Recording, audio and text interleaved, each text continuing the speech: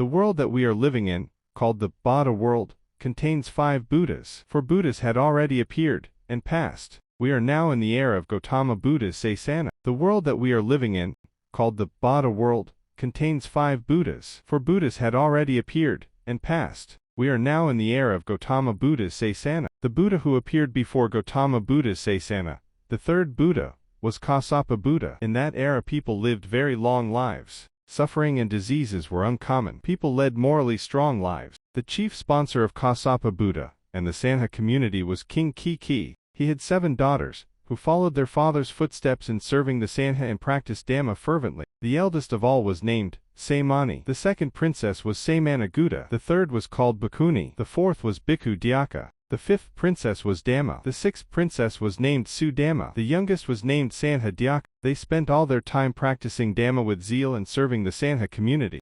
So devout were they, that they asked permission from their father to let them leave the palace and become bhikkhunis. The king refused. Being princesses, they have royal duties to assist their father. So, they came up with another plan. They proposed that they would never marry, and spent their time practicing Dhamma. He agreed. As princesses, they were destined to become queens. When the crown princes from neighboring countries asked for their hand in marriage, they renounced that and devoted all their lives in Dhamma piety as virgin princesses.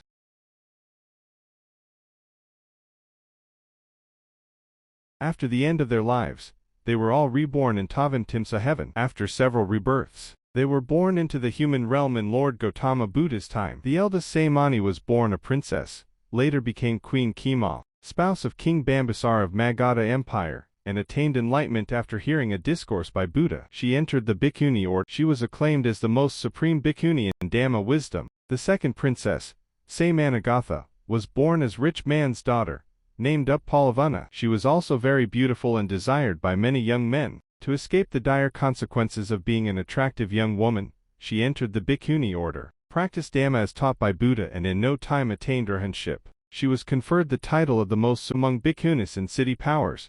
See Blue Lotus. The 3rd princess, Bhikkhuni, was born into a rich family, became mentally deranged after losing all her family in a series of disasters, found back her senses and attained arhatship.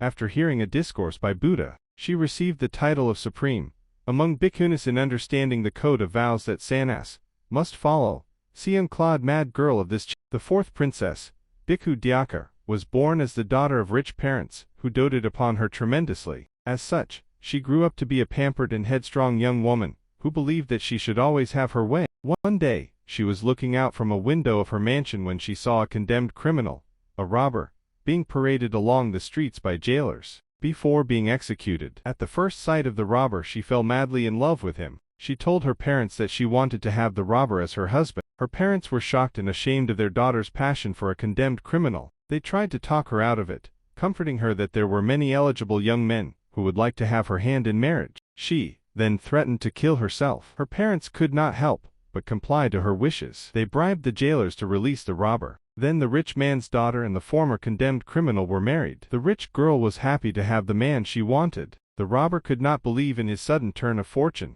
At first, he enjoyed being with a beautiful girl, who adored him, in luxurious surroundings. Not long after, he got bored with this comfortable and uneventful life. He missed the thrill and the depraved life of an outlaw. Furthermore, the wealth and luxury that were surrounding him did not wholly belong to him. He looked for a way to escape. So, one day, he told his wife that since their marriage, they had not yet visited a shrine outside their town, and that they should go and worship the deity. He urged her to wear as much jewelry as she could lay her hands on and dress up in finest clothes. Unaware of her husband's sinister plan, she happily followed him to the shrine, which was on a hill, near a sheer cliff. Once they reached the shrine, he told her to take off all her jewelry and put them in a bag. Then, he tried to strangle her. She begged him to stop, saying she wanted to make a last wish. She told him that if he wished to kill her, she would be willing to die because she loved him so much. But before she died, she would like to pay a final respect to him. Then she took him to the edge of the cliff, kneeled down in front of him as if to kiss his feet, and then she grabbed a foot with a quick jerk. He lost balance and fell off the cliff and died. She took her bag of jewelry and came down the hill. At the foot of the hill, she paused to think. Should she go back to her parents? She had given them enough embarrassment by marrying a condemned criminal. She was sure it would be a disgrace to go back under these circumstances. She decided to go to where her feet would take her. She placed the bag of jewelry on the branch of a tree and set off on her journey to nowhere. First of all, she took refuge with a group of female itinerant parabagas or wandering sophists. To be initiated into the group, she must undergo an ordeal, which meant making her head bald. That was done no 3908t by shaving, but by plucking the hair from the roots, one strand at a time. She was not supposed to flinch or groan while it was being done by other members of the group. She endured the torture. The pain inflicted to her body was nothing compared to the pain in her heart. When the hair grew back, it grew like small loops that stay close to the scalp. They looked like small earrings. Hence, she was given the name Kundalakathi, which means earrings like hair. She kept the name to hide her true identity. She learned the rudiments of sophistry from this Parabaga community. She also learned 1,000 philosophical ideas group effortlessly, in a short time, since she had a brilliant mind. Then, she said farewell to the community, and started off, all by herself, to another place, where she could live in anonymity. Wherever she went, she engaged in debates with other wandering ascetics. With her sharp intellect and skill in sophistry, she always won. Soon, she gained reputation as the greatest debater in the whole world. At some point in time, she happened to be in the city of Shrasvasti. In a busy marketplace, she piled a mound of sand and placed a twig of yucca and a sign saying, "I invite anyone to debate with me. If I lose, I will follow his or her spiritual path for the rest of my life." In due course, she found two young boys removing the eugenia twig and kicking off the sand. She sneered, "Hey boys, are you challenging me to a debate?" The boys replied,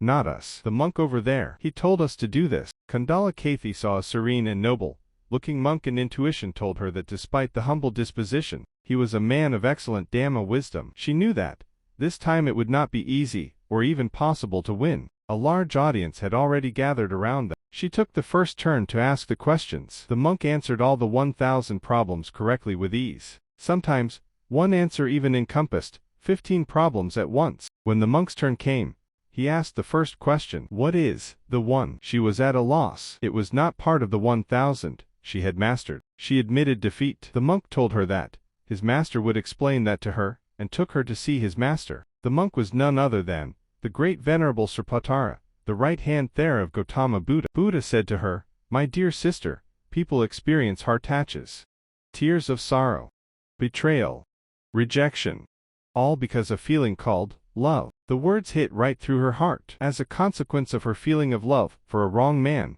under wrong circumstances, she was compelled to leave her wealth and comfort, and lead the life of a poorly clad itinerant. Buddha added, "Those who walked the noble path and found liberation do not dwell on this craving for love anymore." She decided to become a bhikkhuni. It was because she had found the path that she was looking for, and not because of the promise she gave to Venerable Saripatra when she lost the debate. Her head was shaven. She could now use her real name, Bada, but others kept on calling her Bada Kundalakathi. She practiced the noble eightfold path that Buddha taught her, and in just 2 days attained the exalted state of an arhat. Along with the city powers, it caused a controversy among the Sangha community. How is it possible for a recent convert, who has been from another sect, gain supreme insight in such a short time? They wondered. She herself gave the answer. With her mystical ability to see through her past existences, she affirmed that she was a daughter of King Kiki. During the Sasana of Kassapa Buddha, as a pious princess, she accumulated kusala merits in that life and thereafter.